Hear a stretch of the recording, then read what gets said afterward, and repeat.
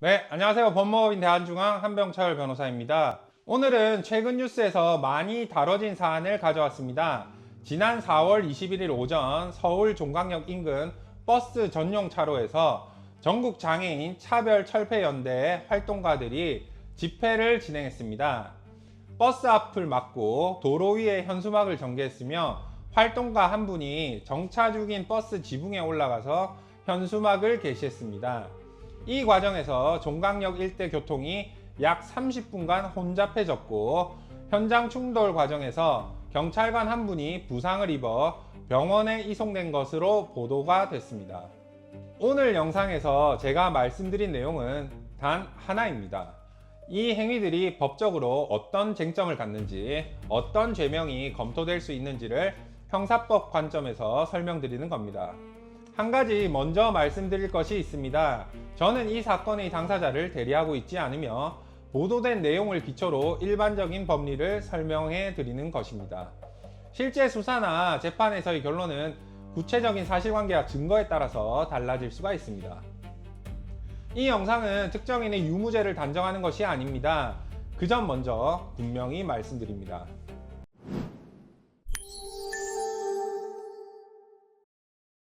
첫 번째, 일반교통방해죄 검토입니다. 형법 제185조는 이렇게 규정하고 있습니다. 육로, 수로 또는 교량을 손괴하거나 불통하게 하거나 기타 방법으로 교통을 방해한 자는 10년 이하의 징역 또는 1,500만 원 이하의 벌금에 처한다. 여기서 핵심 문헌은 기타 방법으로입니다. 대법원은 이 요건을 상당히 넓게 해석해 왔습니다. 단순히 도로를 물리적으로 훼손하는 행위에 한정하지 않고 도로 위에서 통행을 실질적으로 차단하는 행위까지 포함될 수 있다고 보고 있습니다. 이번 사안에서는 버스 전용 차로를 점거하고 버스의 출발을 막은 행위가 이 요건에 해당하는지가 검토 대상이 될 수 있습니다. 다만 실제 성립 여부는 점거의 태양, 지속시간, 통행 차단의 정도, 그리고 행위자의 고의 등을 종합적으로 검토해야 합니다. 한 가지 덧붙이자면 일부에서 정류장에 정차한 것 아니냐는 반론도 있을 수 있습니다. 정류장에서의 정차 자체는 문제가 되지 않습니다. 그러나 정류장에서의 출발을 의도적으로 저지한 행위는 별개의 판단 대상이 됩니다.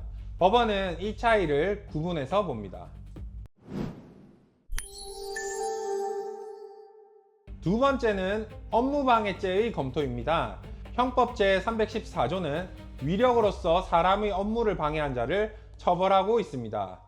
5년 이하의 징역 또는 1,500만 원 이하의 벌금입니다. 여기서 위력이란 사람의 자유의사를 제압하기에 족한 유형, 무형의 세력을 말합니다. 반드시 폭력이나 협박이 아니어도 됩니다. 버스 운전기사의 운행 업무가 이 조항에서 보호하는 업무에 해당하는지, 그리고 해당 행위가 위력에 의한 방해로 평가될 수 있는지가 검토의 핵심이 됩니다. 특히 버스 지붕에 올라간 행위는 버스 운행이 물리적으로 불가능해진 상황을 만들었다는 점에서 업무방해 여부 판단에서 중요하게 고려될 수 있는 사정입니다. 다만 이 역시 행위의 구체적 경위와 결과, 버스 운행 실제 중단 여부 등을 실제 수사에서 확인해야 합니다.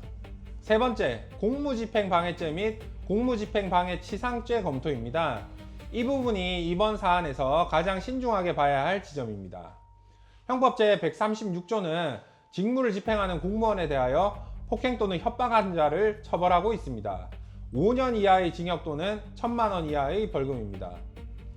그리고 이 과정에서 공무원에게 상해를 입힌 경우에는 형법 제136조와 제257조가 결합하여 공무집행방해치상죄가 적용될 수가 있습니다. 이 경우 법정형은 3년 이상의 유기징역입니다. 벌금형이 없습니다. 보도에 따르면 경찰관이 현장 출동 과정에서 휠체어에 맞아 타박상을 입고 병원에 이송됐습니다. 이 행위가 공무집행방해죄의 폭행에 해당하는지를 판단하려면 당시 경찰관의 직무집행이 적법했는지, 행위자에게 고의 또는 그에 준하는 인식이 있었는지, 접촉의 경위가 어떠했는지를 수사 단계에서 면밀히 확인해야 합니다. 형법상 폭행의 개념은 사람의 신체에 대한 유형력의 행사를 말하므로 반드시 의도적인 가격 행위가 없더라도 상황에 따라 폭행으로 평가될 수가 있습니다. 다만 이는 구체적인 사실관계에 따라서 크게 달라질 수가 있습니다. 집회의 자유와 법적 한계에 대해서도 말씀드리겠습니다. 이 사안을 다룰 때 빠지면 안 되는 부분입니다. 헌법 제21조는 집회결사의 자유를 보장하고 있습니다. 이것은 민주주의의 근간이 되는 기본권이며 국가는 이를 함부로 제한할 수 없습니다. 헌법재판소는 집회의 자유가 단순히 평온한 방식의 집회만을 보호하는 것이 아니라 다소 불편을 주거나 통행에 지장을 주는 집회도 보호 범위에 포함될 수 있다고 보고 있습니다. 그러나 동시에 헌법재판소와 대법원은 집회의 자유도 타인의 기본권 및 공공의 안녕 질서와 충돌하는 경우에는 제한될 수 있다는 원칙도 분명히 하고 있습니다. 요점은 이겁니다. 시위의 목적이 정당하다는 것과 특정 시위 방식이 형사법상 허용 범위 내에 있다는 것은 별개의 법적 판단입니다. 이 두 가지를 동일시하면 법리 판단에서 혼선이 생깁니다. 법원은 이 부분을 늘 구분해서 봅니다. 경찰이 현장에서 즉각 체포하지 않은 이유에 대해서도 간단히 말씀드리겠습니다. 집회 및 시위에 관한 법률 집시법은 경찰이 집회를 강제 해산하기 위한 절차를 규정하고 있습니다. 자진 해산 요청 및 해산 명령을 사전에 고지해야 하고 이 절차를 적법하게 이행해야 합니다. 이 절차 없이 공권력을 행사하면 위법한 공권력의 행사로 문제가 될 수가 있습니다. 현행범 체포 역시 마찬가지입니다. 범행 중 또는 직후여야 하고 체포의 필요성이 인정되는 상황이어야 합니다. 집회 현장에서 이 요건을 충족하면서 현행범 체포를 집행하는 것은 실무적으로 상당한 판단이 수반됩니다. 경찰이 사후 수사로 전환한 것은 이런 절차적 맥락과 무관하지가 않습니다. 보도에 따르면 반복 버스 점거 시위에 대해서 이미 입건 전 조사가 진행 중이라고 합니다.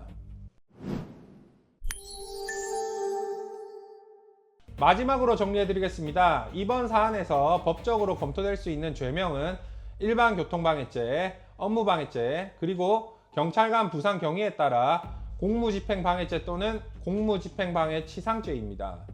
각 죄명의 성립 여부는 구체적인 사실관계, 현장 영상, 진술, 부상 정도 등 수사 과정에서 확인될 사안에 달려 있습니다. 저는 오늘 그 판단 기준이 되는 법리를 설명드린 것입니다. 이 사안에서 법적 조언이 필요하신 분들, 유사한 형사 문제로 도움이 필요하신 분들이 계시다면 법무법인 대한중앙으로 연락 주시기 바랍니다. 대표 상담 전화는 1533-7377이며 24시간 운영하고 있습니다. 오늘 영상이 도움이 되셨다면 아시죠? 좋아요, 댓글, 구독, 알람 설정까지. 지금까지 법무법인 대한중앙 한병철 변호사였습니다. 감사합니다.